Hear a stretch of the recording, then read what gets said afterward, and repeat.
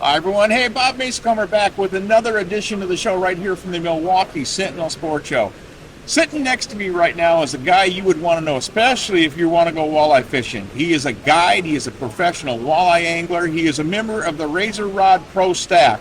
These are really cool people because these are the people that put equipment in your hands, teach you how to use it, and make sure at the end of the day, you're a better angler than when you started. And that's a key factor. If you've been out with a guide before, you'll know that the best benefit you get out of it is what you learn while you're there. Catching fish is only part of it. Learning something is the big part of it, and that's what these guys are all about. Bill, welcome to the show. Bill Kutka, welcome to the show, hey, young Bob, man. good to see you again. How you doing? Doing great. It's been a year since we've had a chance to sit down and talk, so let's bring up to speed what you've been doing for the last year, and then we'll go on to the spring bite and how we're going to deal with it. Yeah, gosh, it's been busy. As you mentioned, I grew up on the professional walleye trail, Masters Walleye circuit. Actually, it was a manufacturer's walleye circuit back in the days, but fished the National Walleye Tour and a few other tournaments, trails. But I've kind of backed off that a little bit. Guiding is just ramping up, and that's my passion. Is teaching. I'm doing 4 seminars here at the show, and I do a lot of push on social media, trying to, just what you said, help people catch more fish, get them into the right equipment. But so the guiding business is just ramping up huge. I started guiding on Lake Erie last year in October, November. Yep. Going back out there this year for 7 weeks, October 10th through the 27th of November. Love that. My wife Kelly's going to come out for 3 weeks with me. So I love that, and my U.S. Coast Guard Master Captain's license allows me to get on the Great Lakes, and been doing a lot of fiduciary or philanthropy too. I'm all about giving back. Just donating guide trips up to the Fishing Hall of Fame in Hayward. Just donated a trip to the Illinois Conservation Fund, and just helping that, working with the DNR and staying busy, staying out of trouble. It's funny how, a lot of us have been in the industry do just that. We've got a big deal going on right now where we're donating money back to the Hall of Fame. We're donating money back to must-be fraternities. We're doing things like that. People don't realize that's the behind-the-scenes stuff that people don't see. And we don't really belt it out there because it's not that big a deal. We just simply go do it because that's our profession, and that's what we should be doing. But you know something? You mentioned Erie. You mentioned a master's captain's license. Yes, sir. What people don't realize is when you're at the level you're at and you're on those lakes, you guys go through a strenuous set of circumstances to obtain those licenses and then maintain those licenses. Absolutely. I'm an educated guy. I've got my BA, I've got my MBA, but I would not want to go through that again. It's a grueling series of classes, intense tests, but I'm glad because it's there for a reason, because at the end of the day, safety and consciousness of weather, everything that you have to do when you're on the water, when you're caring for people in your boat, you got to be on your game. You got to be on.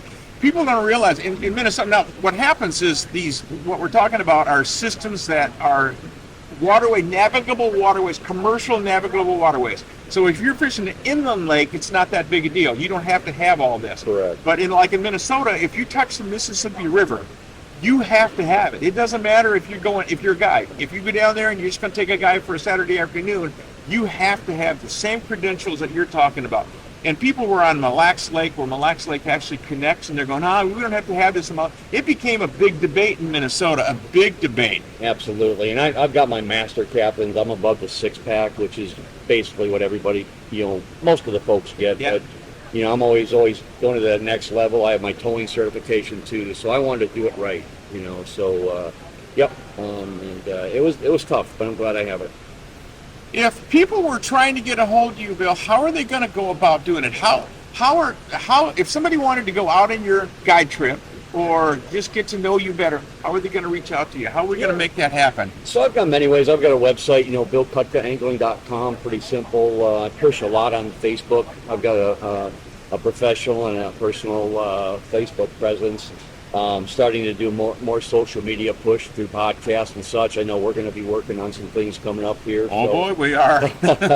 So I'm pretty responsive, and I try to be informative. But really, the website and my Facebook page really will get people directed to me. Awesome.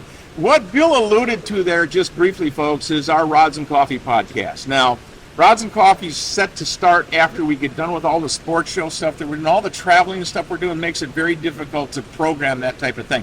But eventually we're going to have it up so we have 5 professionals on our podcast at any given time. We're going to record it audio, but we're also recording the background, the video. So when we're done with the audio podcast, the MP3, it'll also going to be available on MP4 or MPEG-4. So we're excited about it. I mean, we got like a Bill Kutka coming on. We got Scotty Peterson. Now, Scotty Peterson's an awesome guy with electronics. We've got Denny Brower as a backup guy. We've got John Murray. We've got coming up, Buddy Gross is going to be a standard on there. I mean, we got some great people coming on this thing, so it's going to be fun. Well, I know I'll have my notepad out. I'll be taking notes with that crew, and I'm honored coming from a Hall of Famer like you just to be invited to do it. So thank you. That means a lot. It's our pleasure. You mean, let's face it, when you're speaking at the sports shows, you're among peers who respect what you've done.